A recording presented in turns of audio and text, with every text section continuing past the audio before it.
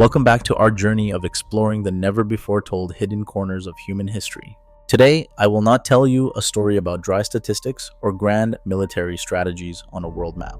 Instead, we will step together into an inner journey where we will look at the most terrifying pain of the 20th century through eyes that have never known judgment, an entity present everywhere yet invisible to humankind. Imagine that you are no longer a flesh and blood human being, but a part of the most fundamental physical law that composes this universe. I am light, but I am not the warm morning sunshine that gently brushes your cheeks each dawn, nor the dim oil lamp that illuminates the pages of old books. I am the child of nuclear fury born from the heart of a bitter paradox. Before I became the brilliant horror above the sky of Hiroshima, I existed in a state of absolute stillness, imprisoned for billions of years within the heavy yadra of uranium, 235 atoms. I was a colossal mass of energy chained down by nature's powerful interactions, waiting for a moment that I myself never wished for. In the cramped and dark space inside the metal casing of the bomb codenamed Little Boy, I felt every smallest vibration of the gigantic machine the Enola Gay. I heard the roar of 4 propeller engines tearing through the stratosphere, felt the cold of 31,000 feet seeping through thick steel. There, in the belly of the flying fortress, I sensed the presence of human beings. They were the brightest minds of a generation, people who had spent years in isolated laboratories at Los Alamos, seeking a way to break the key of creation. They called it progress. They called it the solution to end a war that had taken too much blood and too many tears. But from the perspective of an unfeeling entity like me, it was the greatest act of coercion in history. Humanity used its genius intellect to force atoms that had been living in peace to turn and attack one another. They were preparing to trigger a chain reaction that, once begun, no power on this earth could stop. I felt extreme tension spreading through the cockpit, the hurried breaths of young soldiers carrying the fate of an entire nation on their shoulders. They did not know that inside that cold block of metal I was trembling. Not out of fear because I have no emotions, but because the laws of physics within me were being driven to the critical point. My existence at that time was an absolute secret, a final trump card on the global political chessboard. American viewers in your age range may be very familiar with the image of heroes returning from battle, but have you ever wondered what it felt like for the very weapon that completely changed the concept of nuclear war? I was about to be released, but not to bring life or warmth. I was being prepared to become a god of death, a destroyer of worlds, as the physicist Oppenheimer once gasped when he saw my brothers burning over the New Mexico desert. In just a few more minutes, the retaining hook would open, and I would begin my free-fall journey into history, carrying all the purity of energy and turning it into humanity's ultimate brutality. Everything began with a dry click, an ordinary mechanical sound that became the death knell for an entire era. The steel retaining hook opened, and in a breathless instant, I felt the sudden drop of gravity. The 4-ton metal mass named Little Boy began to separate from the belly of the Enola Gay, hurling itself into the deep blue of a blazing summer morning. I, still locked inside the uranium core, began a free-fall journey lasting 43 seconds. 43 seconds. The longest 43 seconds in human history, where the boundary between ordinary life and earthly hell was measured only by the racing heartbeats of those below. From my viewpoint, as I sped downward with ever-increasing velocity, the city of Hiroshima appeared beneath me like a delicate living toy model. The August sun reflected on the waters of the 6 branches of the Ota River. They looked like shimmering blue veins on the hand of a living entity. I saw tiny streetcars moving along the streets carrying workers hurrying to factories for the Monday morning shift. I saw thousands of students lined up in schoolyards, their laughter likely echoing between brick walls, though I could only sense it as fragile vibrations of the air. At the center of it all, the T-shaped Aioi Bridge stood out clearly as a perfect target. Humans chose this place as coldly and calculatingly as possible. They did not choose an isolated military base. They chose the heart of a residential community to measure my power. As a physical entity, I saw the preparation of death spreading. The clocks inside the bomb casing were ticking, pressure sensors measuring every tiny change in air density to ensure I would detonate at the precise altitude of 600 meters, the optimal point for the blast to spread widest. American viewers in your age range are often taught that this was a marvel of aeronautical and weapons engineering, but try to imagine what it feels like for an entity forced to watch this slaughter. I saw a woman hanging laundry on a balcony, pausing to wipe sweat from her brow and look up into the deep blue sky. She saw a tiny silver speck falling. Perhaps she thought it was only a piece of paper or a part of the aircraft that had just passed overhead. She did not know that the silver speck was me and that I carried the heat of the sun's core. to burn away all her dreams in the next few seconds. I watched the final piece of Hiroshima before it became an eternal heap of ash. There was a painfully cruel irony in this silence. The air raid siren had just ended, and the city's people breathed a sigh of relief thinking the danger had passed.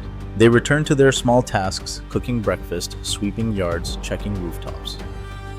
Mr. Shinji Mikamo, whom you know in the historical record, was at that moment busy on his own roof. His hand touched roof tiles, warmed by the summer sun.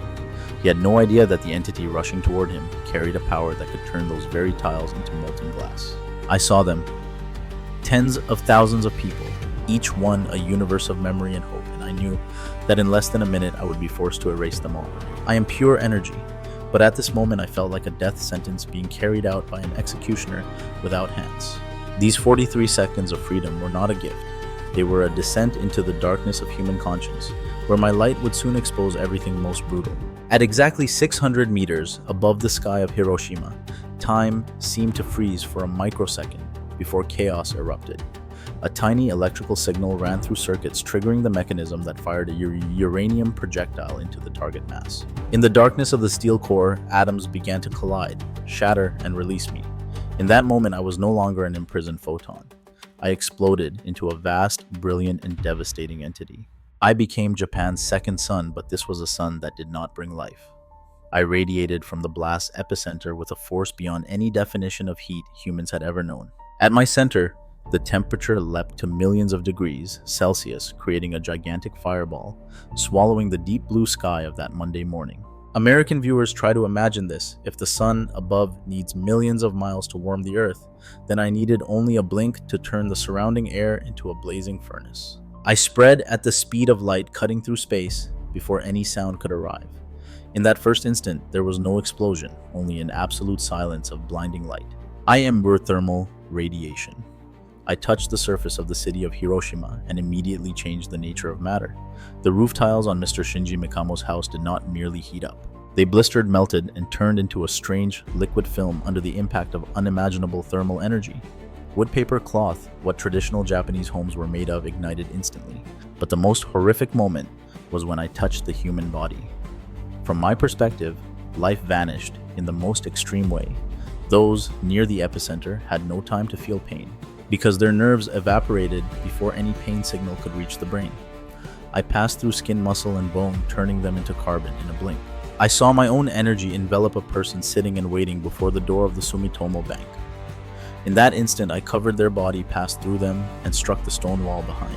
I burned everything around, but that person's body became a shield, protecting the slab of stone behind them for the final fraction of a moment. When I passed, that person vanished completely into the air, but their shape, the shadow of their last existence, was etched by me into the white stone surface. It was the only trace left of a personal universe that had just been destroyed.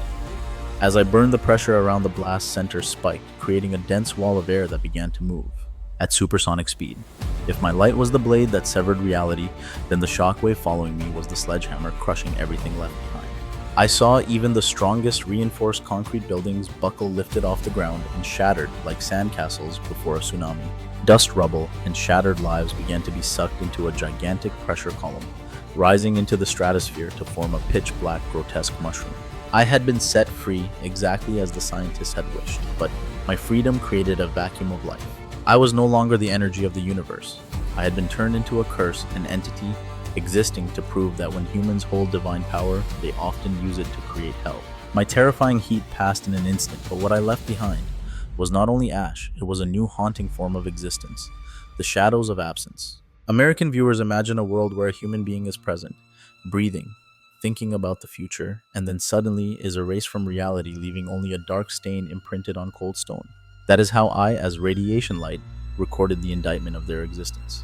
I traveled through space at an unimaginable speed, scorching the ground, bleaching even the toughest granite slabs. But where human bodies stood in the way, I was stopped. In that microsecond, their flesh sacrificed itself to protect a small patch of stone behind. And when they vanished into nothingness, that untouched patch of stone appeared like a ghost, a negative image of a life just taken away. I drifted through streets that had now become open-air furnaces. On the stone steps of the Sumitomo Bank, I saw the shadow of someone sitting and waiting for the doors to open. Just a second earlier, that person might have been enjoying the warmth of the morning sun or quietly calculating the day's work. But when I arrived, they had no time to stand, no time to be afraid. My light turned them to ash instantly, yet their shadow remained dark and still on the white stone steps. It was the ultimate irony of physics. Matter disappears, but the silhouette becomes eternal.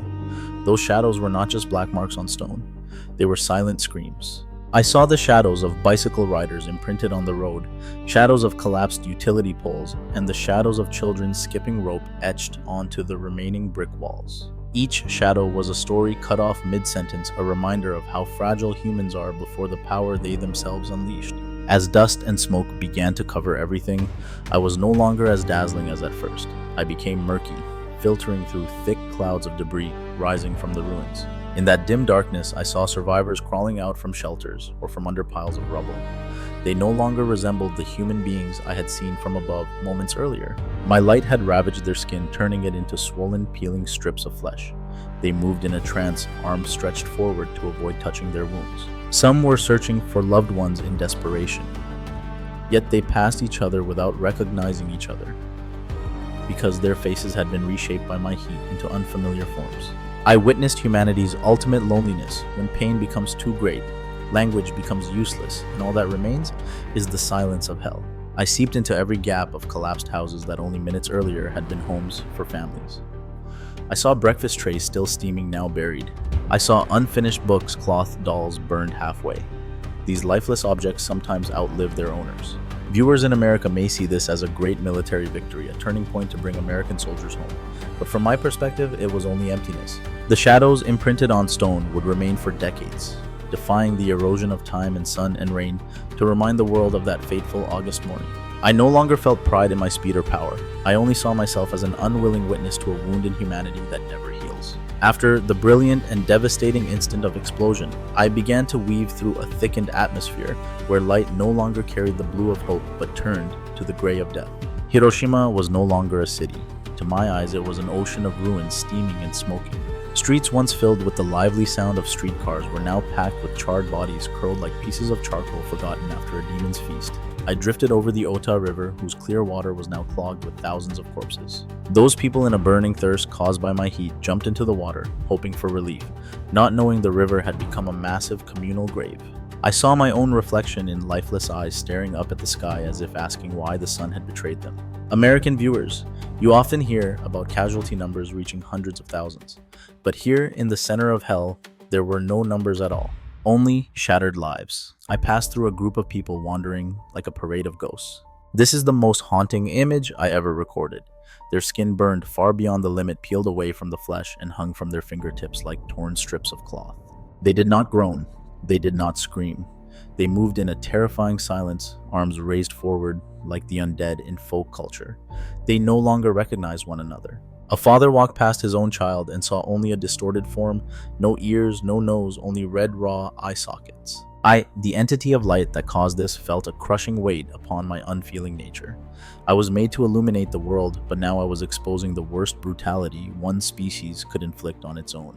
The deeper I went into the ruins, the more clearly I saw the collapse of social order. In makeshift hospitals, I saw doctors and nurses struggling in despair with bare hands. Medicine had been burned away, bandages were gone, and they could only watch their patients die slowly in pain. I shone through the collapsed walls of a school where student bodies still sat upright on scorched wooden chairs, as if death came so fast they had no time to move. There was a dreadful contrast between the natural beauty of light and the horror below. I still sparkled on shattered glass, still blazed on pools of drying blood, and that very brilliance made the pain sharper than ever. I saw a mother clutching to her chest a pitch-black lump she believed was her child, her lullaby, whispering amid the crackling pops of buildings still collapsing. This is the hell that humans designed and carried out with their own hands. It is not underground with demons and eternal fire. It lies right here on the earth under the morning sun. I saw moral values, humanistic standards built over thousands of years evaporate along with my atoms. Viewers aged 25 to 55, you who hold the world's future, look at this through my eyes. You will see that war has no winners, only victims and witnesses haunted forever. I am no longer the pride of physics or the breakthrough of military science. I am the shame of light. I saw survivors look up at the sky with hatred, and I knew that even if they lived through today, my light would keep burning their souls until the end of their lives. When the fire had consumed most of Hiroshima's architecture, the sky began to change in a grotesque way. Dust clouds, smoke from tens of thousands of burning homes, and the ash of lives just vanished were sucked into the gigantic pressure column I created, rising into the upper atmosphere. There, in the cold of that altitude, they condensed and merged with radioactive nuclei, my invisible and toxic brothers. I now, no longer dazzling light, became a dim light slipping through black clouds that covered the sun. And then the worst arrived. Rain began to fall. But this was not cleansing rain, not cool drops the survivors were desperately waiting for. These were large drops, thick, sticky, and black as ink. American viewers imagined this ultimate despair. In the dry heat of a city just burned when human throats were choked by dust and temperature, they saw the first drops fall. They lifted their faces, opened their mouths to receive life from the sky. They drank that black rain greedily, not knowing that every drop they swallowed was a slow death sentence. Within those drops, I and radioactive particles silently entered their bloodstream. I no longer burned them from the outside. I began destroying them from within. I went deep into bone marrow, where blood is made, and began breaking the most delicate DNA structures. I destroyed the immune system, paralyzed the body's ability to heal, turning every cell into its own enemy. I witnessed the following days in field hospitals, where Disease X began to reveal itself.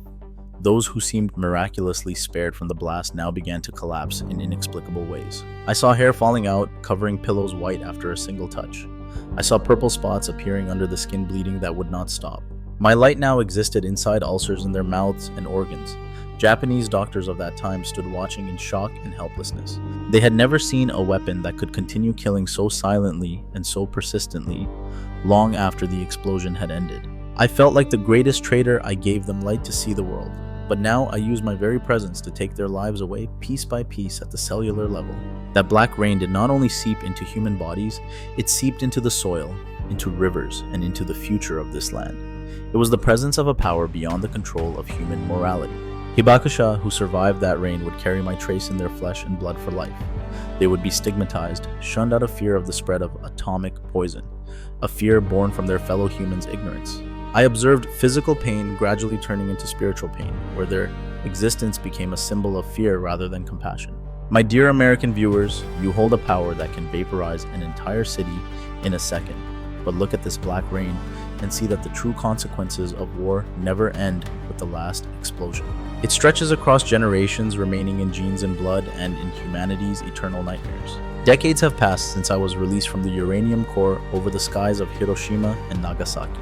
The city of shadows has now revived skyscrapers rising on ground I once scorched, and the Ota River flowing calmly again beneath green trees. But for an entity like me, time has no meaning that can erase. I still exist there, hidden in the rough scars on the bodies of the last Hibakusha, or buried deep in the earth beneath the Peace Memorial. I witnessed the story of Tsutomu Yamaguchi, the man who survived 2 of my explosions in 2 different cities. He was proof of the almost unbelievable resilience of the human spirit, but also a living reminder of the cruelty I brought. I saw him tell his story to the world, not with hatred, but with a desperate plea that I never be released again. My dear American viewers, those aged 25 to 55 listening to me, you are the generation holding the key to the future. This story is not only about the past, it is about your choices today. Today, my brothers are imprisoned in modern nuclear silos, thousands of times more powerful than I was in 1945. We live in a world where the survival or annihilation of civilization can be decided by a single button. Human intelligence has raced far ahead of moral maturity. You have learned how to command the power of the stars, but have you learned how to restrain the darkness in your own souls? I am light, but only humans decide whether I will be a dawn that brings life or the sun of doomsday. Let Hiroshima and Nagasaki be not merely names in history books, but a mirror reflecting the great responsibility you carry on your shoulders. We deeply appreciate your companionship on this emotional journey. History is sometimes too painful to revisit, but if we forget, we risk walking the same path again. If this content gives you a new perspective, a deeper reflection on the value of peace and the responsibility of technology, please help us spread this message. Do not forget to subscribe to the channel, turn on notifications, and share this video with your friends and loved ones. Every small action you take helps preserve these important memories from fading with time. Your opinions are the motivation for us to continue digging into other valuable historical materials. Please leave your comment about how you felt after hearing this story. Thank you for listening, and see you again in the next Historical Frames. Cherish the light of life every day.